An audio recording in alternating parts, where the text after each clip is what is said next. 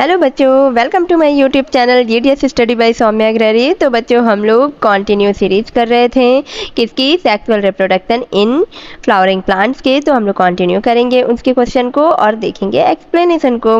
तो आइए हम लोग क्वेश्चन 19 देखते हैं। क्वेश्चन 19 कह रहा है in an angiosperm a functional megaspore develops into an. तो बच्चों चार ऑप्शन है, ovule, endosperm, embryo sac and embryo. तो बच्चों पहले ये जान लें कि फंक्शनल मेगास्पोर क्या किस चीज़ में डेवलप होता है, ठीक है। तो फंक्शनल मेगास्पोर बनता कैसे है बच्चों, जो माइक्रोस्पोर मदर सेल होती है उसमें माइटोटिकली डिवीजन होता है और क्या बनाता है, ये चार मेगास्पोर बनाते हैं, यानी कि चार हैप्लॉइड मेगास्पोर सेल्स बनाती हैं, जिसमें से तीन डीजेनरेट हो जाता है और एक फंक्शनल मेगास्पोर ही एम्ब्रियो सैक का डेवलपमेंट करता है, जिसमें कि ये न्यूक्लियर एंड सेलुलर डिवीजन करते हैं और 7 सेल्ड एंड 8 न्यूक्लिएटेड सेल का पूरा एम्ब्रियो सैक बनाता है। ओके, तो ये फंक्शनल मेगास्पोर क्या डेवलप करता है, एम्ब्रियो सैक डेवलप करता है। तो इसका थर्ड आंसर यानी कि C option is the correct answer. अब हम लोग next question 20, the ovule of an angiosperm is technically equivalent to. तो बच्चों यहाँ चार ऑप्शन है, megasporangium, megasporophyll, megaspore mother cell and fourth है मेगास्पोर। बच्चों ये बताना है कि एंजियोस्पर्म का ओव्यूल को किससे इक्विवेलेंट कर सकते हैं।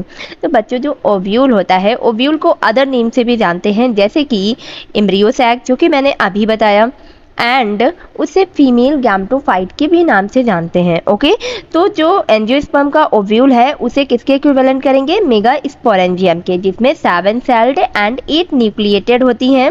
यानी कि 7 सेल्ड का मतलब ये हो गया कि 3 सेल्स जो कि माइक्रोपाइलर एंड पर होंगी, एक एग सेल होगा, 2 synergid cell and 3 cells chalazal end पर होगा जो कि एंटीपोडल सेल्स होगा, और बीच में सेंटर पे एक सेल होगी और 2 पोलर न्यूक्लियाई उसमें होते हैं। तो इस तरीके से 7 सेल्ड 8 न्यूक्लिएटेड का पूरा ओव्यूल बन जाता है, जिसे मेगास्पोरेंजियम से इक्विवेलेंट करते हैं। तो इसका फर्स्ट ऑप्शन यानी कि A option is the correct answer. अब हम लोग नेक्स्ट क्वेश्चन बच्चों देखते हैं 21 क्वेश्चन है बच्चों, इन मेजॉरिटी ऑफ एंजियोस्पर्म, इसमें चार ऑप्शन है। फर्स्ट ऑप्शन है हैज अ फिलिफॉर्म एपरेटस, तो ये नहीं होगा। एंड बी है there are numerous antipodal cell, numerous नहीं होती हैं, सिर्फ 3 एंटीपोडल सेल्स होंगी। एंड थर्ड है reduction division occurs in the megaspore mother cell.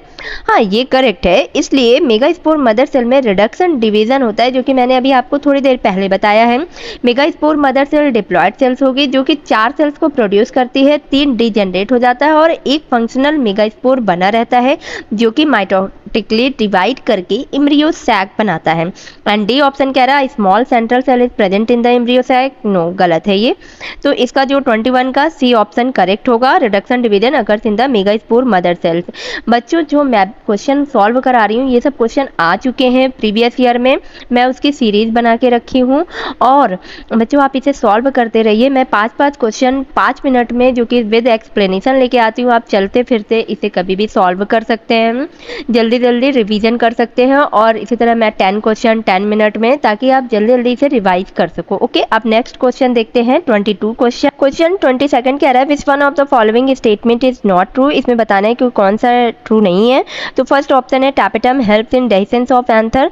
तो बच्चों हमें आंसर यहीं पे मिल गया है, टैपेटम जो है वो एंथर का डेहिसेंस नहीं करता है। टैपेटम सेल का सिर्फ एक काम होता है, वो न्यूट्रिशन प्रोवाइड करता है, किसे, microspore mother cell and microspores को, और पॉलिन ग्रेन्स के एग्जाइन को बनाता है। कौन क्या करता है, टैपेटम सेल स्पोरोपोलिन सेक्रेट करता है जो कि पॉलिन ग्रेन्स के एग्जाइन को बनाता है। और सेकंड है exine of pollen grain is made up of sporopollenin, yes बिल्कुल करेक्ट है। C pollen grains of many species cause severe allergies, बिल्कुल सही है।